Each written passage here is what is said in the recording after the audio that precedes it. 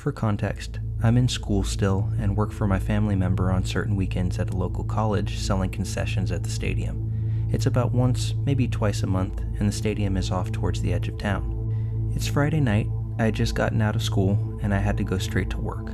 I get to work for 4 hours, and my boss, who's also my aunt, tells me we need more spoons for tomorrow's event. I say okay, I'll go grab them on my way home. The only store open with heavy-duty spoons is all the way on the other side of town, and I still wanted to go meet up with some of my friends and mess around. I decided to take the faster but more sketchy way, around the outskirts of town. I live in a weather bipolar state. It snowed last night, but I figured the roads would be fine enough even if they weren't plowed. I take off to the store, and the first 5 minutes go by, and nothing's wrong. I haven't seen a single car or any buildings this entire time, but keep in mind it's approaching 9 p.m. and I'm on the outskirts of town, and no one really takes this way in case they really have to. All of a sudden, I see something in the corner of my eye, and it looks like a man. Roughly 5'8", wearing shorts, t-shirt, and a backwards hat. He's in the ditch, walking in snow, when it's 10 degrees out. My first thought is to pull over, but I'm on the phone with my mom, and she warns me not to, as some things have happened before in this town. I consider stopping, but for some reason, I tell myself not to.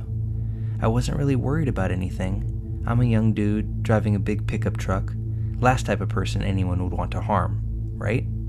I pass the man, going about 40 miles per hour.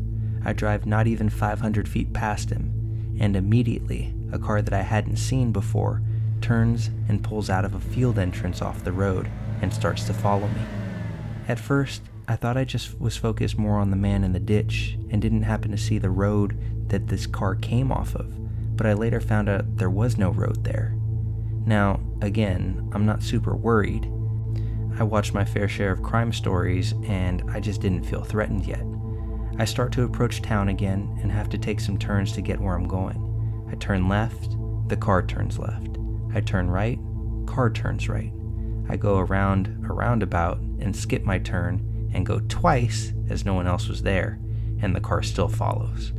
At this point, I start to worry just a little, but maybe they just need to go to the store also.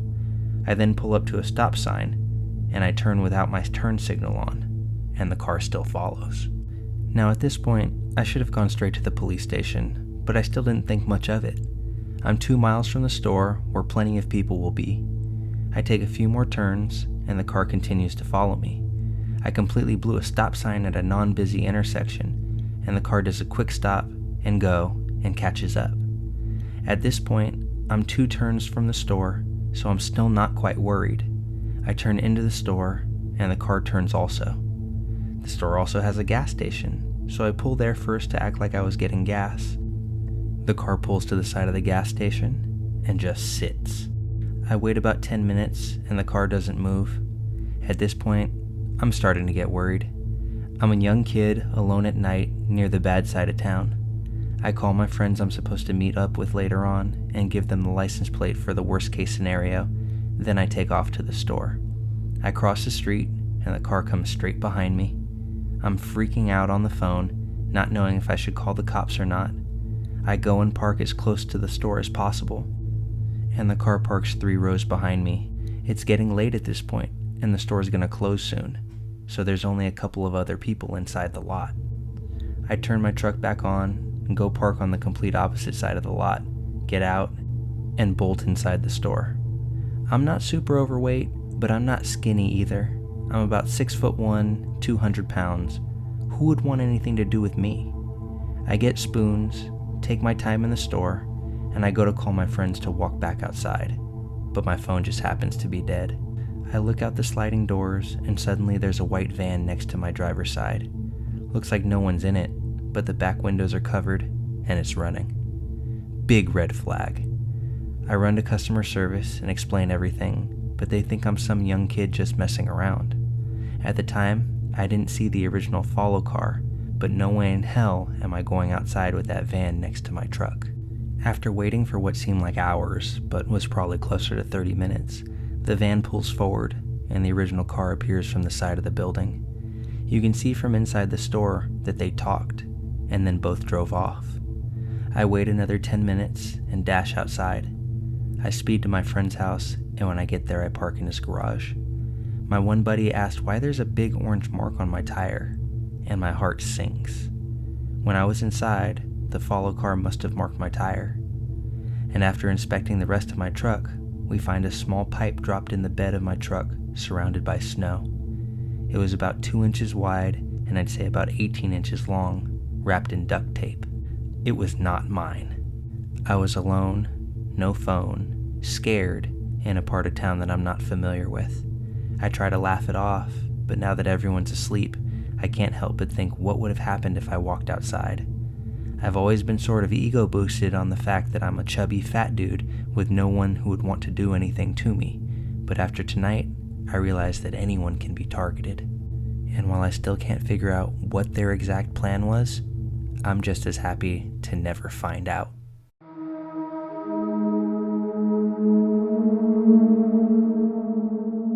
This story happened when I was about 13 years old, so a few years back. I was a major introvert, only friends with a few people in my class. I wanted to be social, but I preferred to be alone and read or write. Classic nerd things. In early November, I got a text on my phone that was from a few classmates whose phone numbers I had, and around one or two that I couldn't recognize. It was a group chat asking if we wanted to hang out at night near a park at our school. My parents, being strict and paranoid, would never let me go. Luckily, or what I thought was luck, they were heading out on an overnight trip. They would be back around 4 in the morning, and everything just fell into place.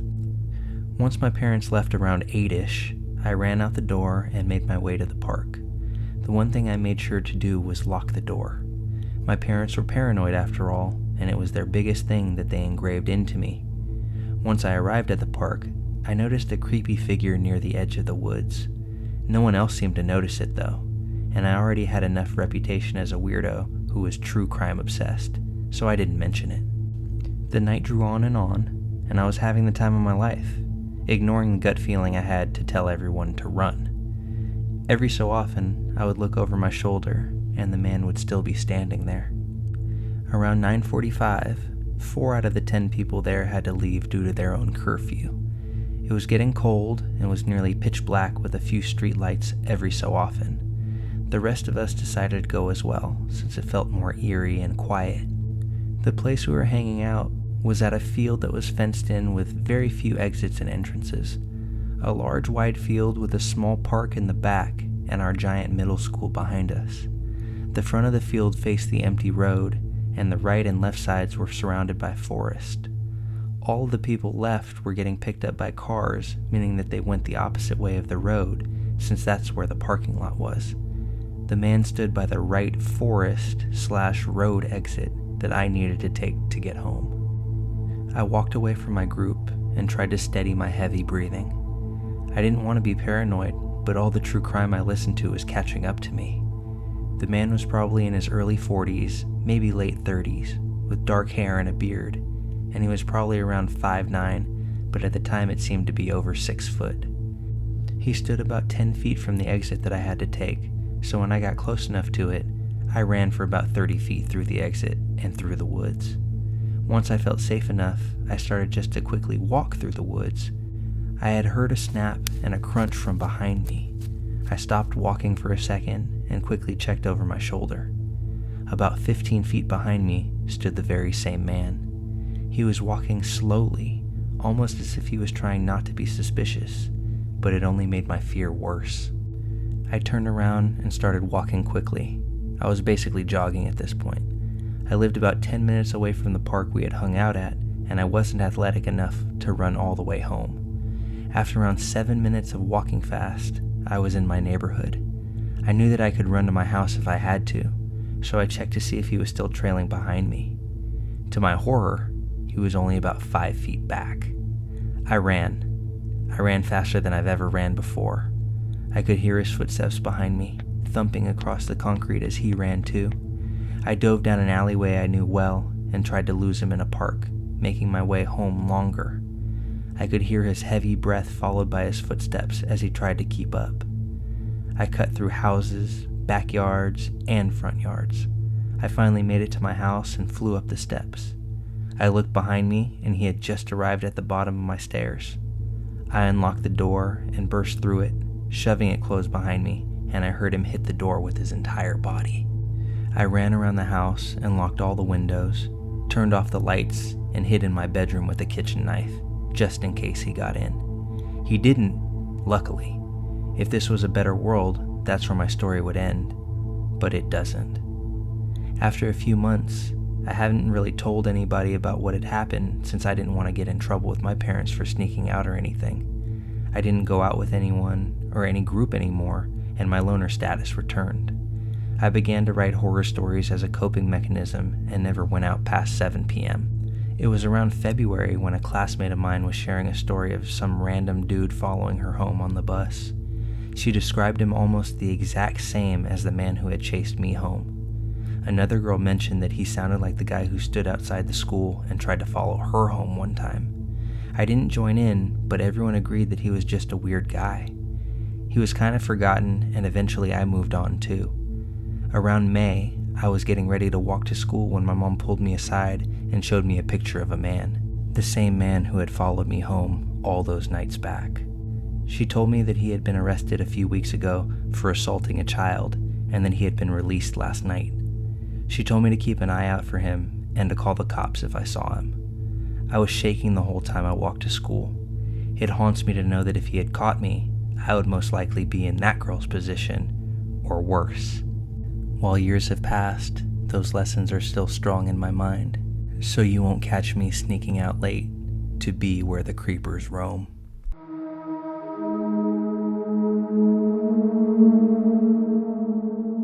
This occurred to me and my then girlfriend in the summer of 2004. I need to provide a little bit of context first though, so this all will make sense. My hometown was decimated by flooding from Hurricane Floyd in 1999. Part of the response and recovery efforts involved FEMA setting up RVs as temporary housing for those whose homes were either destroyed or heavily damaged. These RVs were set up in a previously vacant field outside of town. The park was dismantled by around 2001. They put up fencing around the perimeter and trenched over the other streets into the area to keep people out. But they forgot one entrance or left it purposely open for emergency vehicles to have access. Some friends of mine had found this entrance, and we frequently used the area as our playground. We would go back there to set off fireworks, turn the streets into our race course, and to have fun with our girlfriends.